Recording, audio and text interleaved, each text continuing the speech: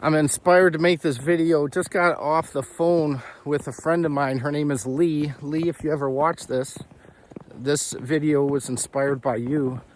Lee and I are both in the, I don't even know what you want to call the movement, the natural health movement, the local food movement, the better food movement, the save the planet movement. But we were talking about an event I'm putting together at Churchtown Dairy coming up in the end of May of 2025. And we were talking about all the different ways that the event could get laid out, the programming of the event, who's going to put on what presentations. And Lee said, you know, we need to be talking about some solutions, Max. Not just people talking about the problems, but what are the solutions? So I'm really inspired to make this video and talk about some of the solutions that the food system needs. The first solution, foremost, this is the number one. Until this happens, the food system's going to be in dire straits. Most important is we have to have full 100% transparency. That is the most important out of anything, because people need informed consent. We need to be able to know what we're putting in our bodies. If we don't even know what we're putting in our bodies, if we don't know what we're putting in our bodies, then what really matters after that? You might as well be drinking some gasoline, right? Because you might think you're eating a product, you think you're eating something, and really you're eating something totally different. So the United States government pretty much sold out the American people in many ways, shapes, and forms. In this particular situation, they allow ingredients labeling laws to be misleading. So for instance, I got a package back in my house back there. I picked up at this airport. I saw it, of this beef jerky, and the ingredient is flavors. Not even natural flavors, just flavors. What does that even mean, right? So number one is we need absolute utter transparency. Oh, look at these horses here. These are my amazing horses back there. They might be hard to see because they're all dark. And all right, so transparency. You got to have transparency. Until we have full transparency, right now we kind of have like 90% transparency, which really is, excuse me, I got to jump down here. This is about a 4-foot jump. Okay, maybe 3-foot jump. I'm gonna navigate up into the forest here, and hopefully the tree cover will block out some of the snow so we can keep the video going, because if there's too much snow on the lens, the video will not continue. All right, so we got to have transparency. We have about 90% transparency. Most of the ingredients are on the label. Maybe it's 95%, maybe it's 80%. Who knows the percentage? But what we do know is we don't have full transparency. And if you don't have full transparency, it's almost with transparency, you got to be black and white about it. There is no gray. You either know what you're putting in your body or you don't. You can't sort of know, because if you sort of know and you have most of the ingredients, that's, I don't know, is that any different than not having any of the ingredients? To me, it doesn't feel like it's any different than not having any of the ingredients. Because those last few ingredients that you don't know about could be the ones that kill you. Or it could be the ones that set off your immune system, or that you're allergic to, or the ones that cause you all the problems. So transparency is paramount. Number one over all things, transparency. We got to have informed consent. All right. Number two, this is one of the paths on my farm. Look how beautiful. This is gorgeous. And I'm walking in that direction. So, after transparency, number two is local food sovereignty. Local food sovereignty. What does that mean? It means the local people have the ability to govern their own food system. They get to make the rules and make the laws for the food system. Right now we have a centralized food system. The food system, whether you know it or not, is all controlled by big corporations who lobby the government to pass the laws for the food system. So we're supposed to have state sovereignty with the 10th Amendment, but the way it works is that the federal government prints the money and then they disseminate money to the states. You know, like the U.S. Department of Agriculture will fund the State Department of Agriculture. And they'll say, look, if you want me to give you the money, State Department of Agriculture, then you have to pass the laws and do what we say. So the idea that states have this sovereignty is sort of true, but it's sort of not true, because the states are basically on the payroll of the federal government to a large degree, especially when it comes to the food system. And so what local food sovereignty is, it's believing that the local people are competent and smart enough and capable enough and intelligent enough, and they have to be willing enough too, to manage their own food system. This is farmers getting together, food processors getting together, delivery drivers getting together, store owners, co-op owners, everyday people, mom and pop bakeries, everyone getting together locally and deciding what the rules are going to be. They might want to have total food freedom all the way. They might not. They might want to have licensing. Who knows what they might want to have, but we need local food sovereignty. We need the local people to be empowered to make their own rules.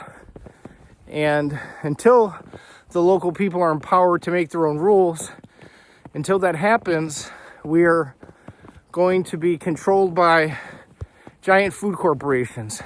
Period. End of story. That's just how the system works. It's how the system's designed. And hopefully that will change. But the only way it's going to change is people like you and I take action. If we don't take action, it's not going to change on its own. The politicians are not going to change it for us. The big food corporations are not going to change it for us. You and I need to change it for us. So number 2 is we need local food sovereignty, local food rules. A lot of people fighting around the country for what I'm talking about, local food freedom, local food rules. So some of the people that come to mind, and if I miss out on your name, I accept my apology, but you know, it's I got a lot of snow on my head right now, so my brain might not be working 100%. All right, so some of the local food freedom fighters. Wow, locally here we got Vernon Hershberger. He's a great farmer in Wisconsin, indicted on 4 criminal charges, and jury acquitted him on 3 criminal charges. And all the guy does is sell food. He's farming food and selling it to his local community. That's illegal in the state of Wisconsin. If you're not familiar with the laws. By the way, if you don't know the laws, in every state of the union, it's illegal for a farmer to raise a beef, process the beef on the farm, and then sell it. Can't do it. Illegal in every state of the union. Getting back to some names. Alvin Schlangen up in Minnesota. If you don't know Alvin, you've probably been living under a rock for the past 15 years or so. He was indicted on 4 criminal charges. Just another farmer selling food to his local community. He was indicted on 4 criminal charges. He beat all 4 charges on a jury trial. What do they do a couple years later? What does the state do? They charge him with another 4 criminal charges. Well, I guess that second jury wasn't so understanding as the first jury, so I don't think Alvin beat the second case. But that didn't stop him. You know, he's like Rosa Parks. You know, I'm not going to sit on the back of the bus. Take me to jail if you feel you need to do that, right? Definitely need a lot more non-compliance in the local food system around the country. Who else we got out west? We got Cimbria and Sarah Patterson, 2 total rock stars. I was on the phone with Cimbria the other day. She's telling me how they lobby the legislature of the state of Utah. There are a couple farmers out there. They lobby for a month or 2 out of every year. And she's working on passing her, I think she said the 10th bill, the 10th raw milk or food freedom bill through the Utah legislature. You know, wow. I mean, that's an amazing accomplishment. Let's see, if we head to the east in the other direction, we got people like Sam Fisher in Virginia. He was raided maybe a year or so back for processing meat and selling milk and stuff to people in his community. By the way, in Sam's particular case, well, I think in all the cases, no one got sick in Vernon's case. No one got sick in Alvin's case. No one got sick in Sam Fisher's case. And Sam got raided. I think they probably took about $30,000 worth of food from him. Stole it, threw it in the garbage. And if you go to the northeast, far northeast, you got Heather Retberg, total rock star. One of my Heather, I don't even know can't say enough about her. She started or co-founded or founded the food. Oh, look at that! We got trees falling. The food sovereignty movement, local food sovereignty, and she got the state of Maine. She got a constitutional amendment, grand slam home run, constitutional amendment passed in the state of Maine. By the way, if you don't know these names I'm talking about, look these people up and go support these people in any way you can. These are the people on the front line that are just putting their life, committing their life, dedicating their life, their mission-oriented life into the benefit of all of us. Wow, I got more trees falling. This would be crazy if a tree almost falls on me and I just miss it and I dive out of the way in the last second. Wow. Then the video get a lot of views, right? Talking about the food system and things like that, not important, right? I almost died from a tree. Oh, let's get all the views in the world. Maybe 20 million views. What would it say? Almost killed by tree, dive out of the way.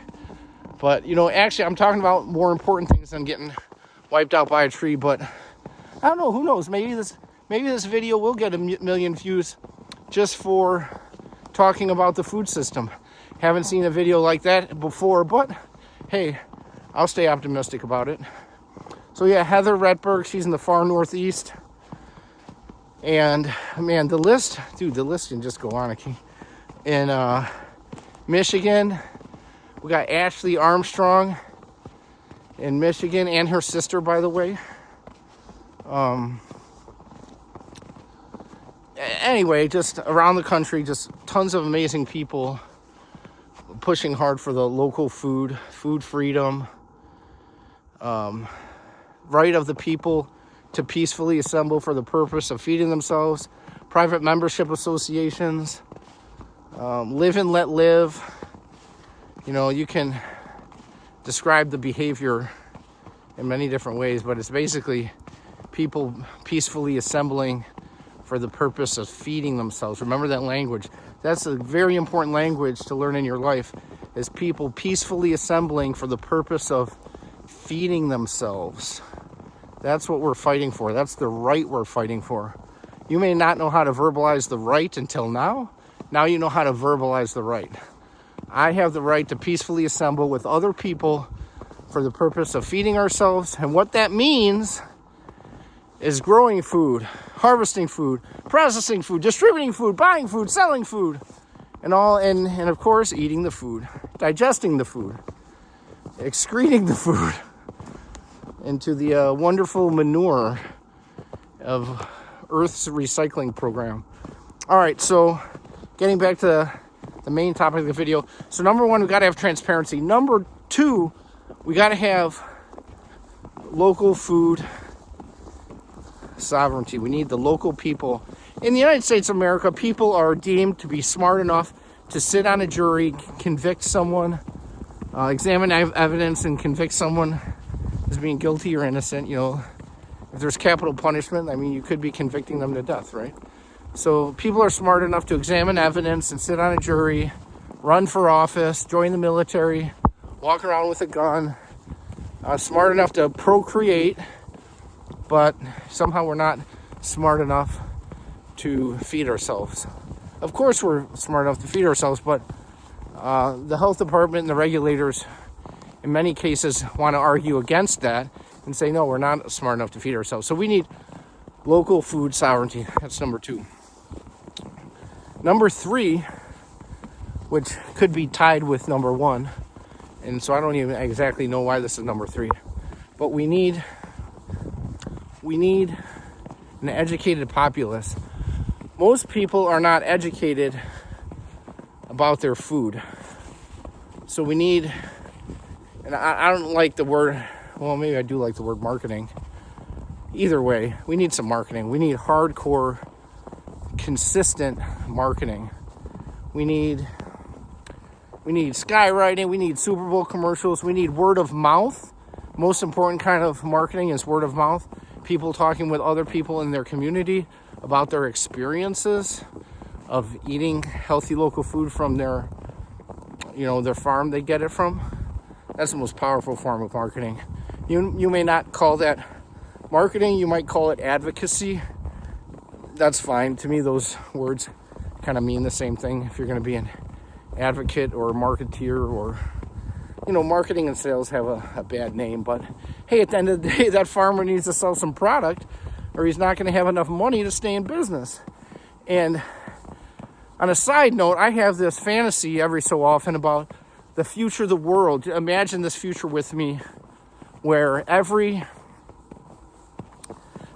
doctor is close to broke, and the doctors are all driving old rusty trucks and they're close to broke, while every farmer has just endless money. They're very wealthy and they're all driving the Benzes and the BMWs and these high-end European cars. Right now in today's world, we have the opposite of that. But I have this fantasy that'll get flipped one day. But it's only going to happen if we have an educated populace. Because when the people are educated on their food, they're willing to spend money on it. A sign of an educated person, my definition, one of the signs, is how much money they're willing to spend on healthy food. Some people, you see the, $1,000 cell phones, $2,000 TVs, and then they're driving up at the drive-through of McDonald's and Wendy's and Burger King and Taco Bell. Does Pizza Hut have a drive-through? I don't know. I don't shop there. But, you get the point. I hope you get the point. Do you get the point? If you don't get the point, I'm going to tell it to you again and explain it a little slower. Educated people, one of the ways you can tell whether a person is educated about health and educated about food is that they're willing to kind of put their money where their health is in terms of food. They're willing to buy and they're willing to pay for healthy food at the expense of going without other technologies. All right? An educated person will say, you know what? I'm going to buy the $50 cheap cell phone. I'm going to buy my clothes secondhand. I'm going to drive a $2,000 beater car or ride a bicycle, or maybe I'll just walk or take the bus or take the train and not even own a car at all, because I'm going to use all this money I have to invest in the food in my body. So educated populace, number 3. Number